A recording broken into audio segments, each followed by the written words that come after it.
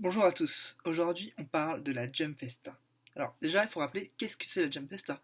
Donc c'est une grande convention à l'instar de la Comic Con où beaucoup d'annonces sont attendues. Donc récemment on a eu le programme de la Jump Festa qui a été mis en ligne. Donc je vais vous passer brièvement les temps forts qui ont été annoncés. En premier lieu nous retrouverons donc le 19 décembre à 10h, donc de 10h à 10h30, Dr Stone, où potentiellement nous pouvons attendre un trailer de la deuxième saison. Ensuite, de 11h30 à midi, nous aurons du World Trigger, où potentiellement nous pouvons attendre aussi un trailer de la deuxième saison. Donc on est surtout sur une continuation, deuxième saison, donc des annonces sur ce qui va arriver en janvier. Parce qu'on aura donc la saison 2 de Dr Stone et de World Trigger en janvier. On a aussi donc à 13h, de 13h à 13h30, Jujutsu Kaisen, l'anime, la série animée du moment à ne pas manquer sous aucun prétexte, et potentiellement un trailer visuel. Donc ça peut être une image, ça peut être une vidéo, sûrement une vidéo et une image, je pense qu'ils vont faire un package, où on découvrira donc la bande-annonce de, donc toujours dans l'hypothèse, la bande-annonce de la deuxième partie de la série animée. Ensuite, de 14h30 à 15h, on aura un panel sur Boruto. Boruto qui devrait, en toute logique, adapter enfin son manga. Parce qu'il faut savoir qu'on a quand même eu 177 épisodes de hors-série, dont 4 épisodes adaptés du manga, 4 épisodes sur 177, sachant que la première partie de la série animée Boruto adapte le film qui était déjà sorti, donc on connaissait déjà l'histoire, qui a été réadapté en manga. Donc en fait, il se base certes sur les 20 premiers épisodes, un petit peu sur le manga, mais il y a des fillers, mais le vrai contenu, sur le vrai contenu de l'anime Boruto, on n'a que 4 épisodes tirés du manga, plus le film, mais bon, ça c'est anecdotique. On a ensuite de 16h20, donc toujours le 19 décembre, de 16h20 à 16h50, un panel My Hero Academia, où éventuellement des informations sur la 5e saison et le film devraient être annoncées.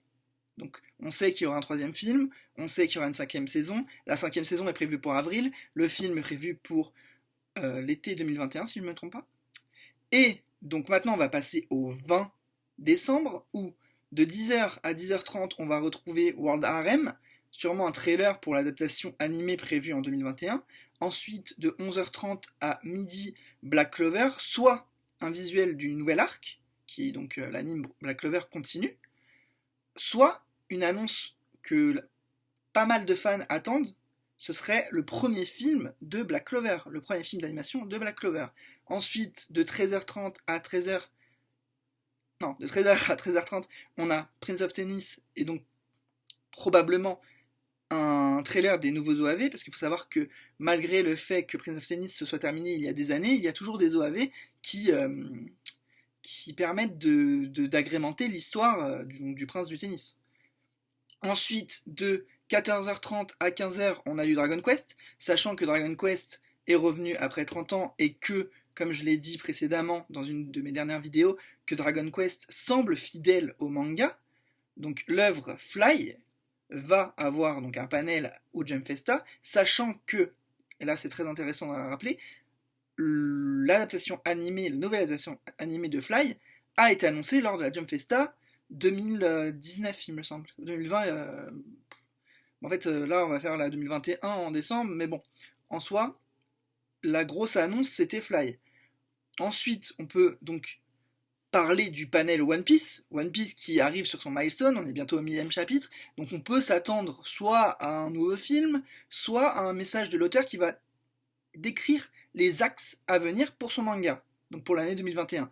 On a eu par exemple l'année dernière Eiichiro Oda qui a déclaré que ce serait l'année de Zoro, puisqu'on est sur l'arc Wano. Donc voilà.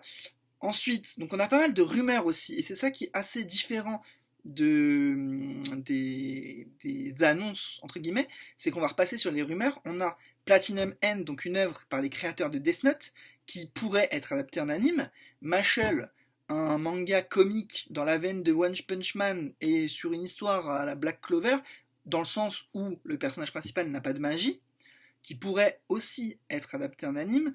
On a Chainsaw Man qui devrait aussi être adapté en anime. On a pas mal de rumeurs, pas mal d'informations éparpillées un peu partout qui disent que Chainsaw Man va arriver en anime. On note, et là, ça m'intéresse beaucoup, et en tant que fan de Reborn, ça m'intéresse vraiment, vraiment, vraiment. On note la présence d'une grosse information qui serait dévoilée sur le manga Reborn, donc, avec Sadao Tsunayoshi et Reborn, qui devrait être dévoilée à la suite de la pièce live qui sera diffusée lors de la Jump Festa 2021.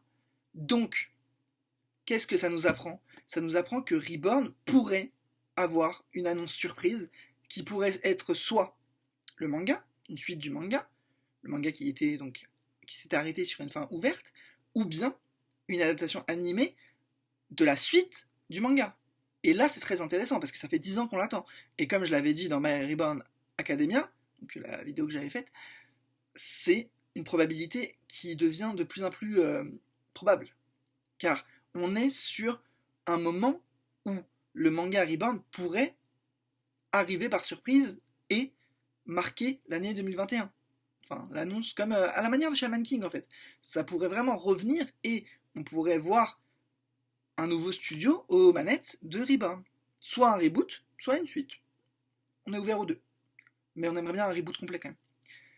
Nous pouvons aussi parler d'autres panels, et là, ça va intéresser la plupart d'entre nous. Il y a du Bleach, il y a du Burn the Witch, il y a du Dragon Ball.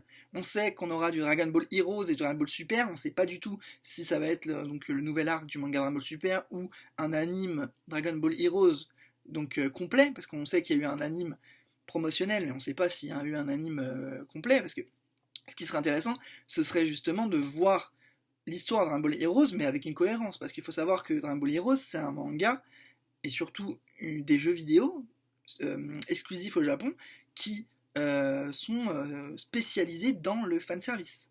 Donc on a ça qui pourrait donc permettre à Dragon Ball d'avoir une suite en animé, l'arc Moro, donc les parties du arc galactique pourraient être adaptées, mais on a aussi ce côté Dragon Ball Heroes, Dragon Ball Super, Dragon Ball GT qui pourrait avoir une corrélation. On ne sait pas du tout ce que ça va impliquer, mais c'est possible qu'on ait un nouveau film, c'est possible qu'on ait un nouvel anime, c'est possible qu'on ait un nouveau jeu vidéo. Il y a des rumeurs sur un Xenoverse 3 depuis pas mal d'années, donc pourquoi pas. On sait aussi que Yu Yu Hakusho pourrait marquer un retour, donc à l'instar de Reborn, Yu Yu Hakusho pourrait revenir. Sachant que Yu Yu Hakusho est une œuvre de l'auteur de Hunter x Hunter, c'est très probable, et que Pierrot a sorti The AV il n'y a pas si longtemps que ça, qui pourrait permettre justement de revoir Yu Yu Hakusho sur le devant de la scène. On sait qu'il y a des jeux vidéo, donc des jeux téléphone, je précise, qui exploitent la licence, et que Yu Yu Hakusho est un manga qui a eu son succès et qui pourrait revenir lors d'un reboot, dans une ère où le reboot continue.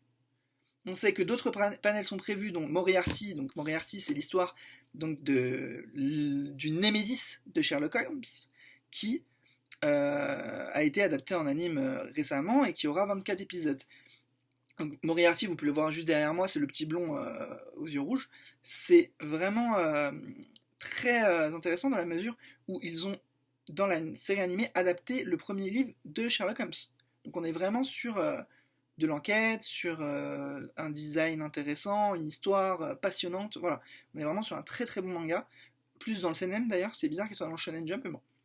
On va pas se plaindre, c'est très bien, c'est très bien. On a du Blue Exorcist pourrait bénéficier d'une saison 3. On a du Yu-Gi-Oh! On aura 1 heure de panel, on espère quand même des annonces. On a du Kemono no Jiken, donc un nouvel anime qui arrive en janvier sur le surnaturel, voilà. On a du Kenshin le Vagabond qui pourrait aussi avoir un reboot. Donc vous voyez, on est vraiment sur cette tendance du reboot. Ce serait plus étonnant en fait.